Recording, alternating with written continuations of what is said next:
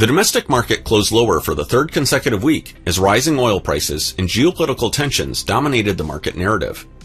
The losses across the major markets were fairly similar. Emerging markets and the Dow dropped by 2%, the S&P 500 fell by 1.6%, and the Nasdaq came out as the best of the worst with a loss of 1.26%.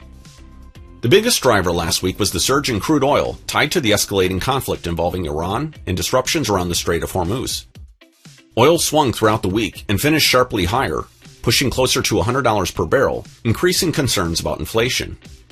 As energy prices climbed, investors reduced expectations for Federal Reserve rate cuts.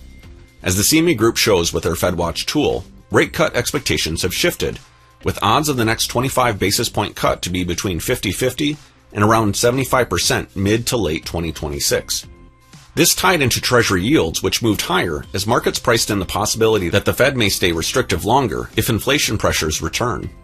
Sector performance reflected these dynamics. Energy was the top performer, while defensive areas like utilities and consumer staples held up relatively well. Meanwhile, financials, industrials, and consumer discretionary stocks lagged, pressured by rising yields and higher fuel costs. Technology was mixed, with semiconductor stocks showing resilience, while software names faced continued selling pressure.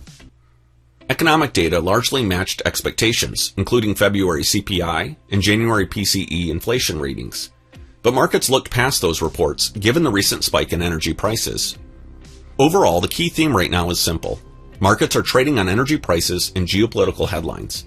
As long as oil remains volatile amid the conflict in the Middle East, investors will remain highly sensitive to any news that could shift the outlook for inflation, interest rates, and global growth.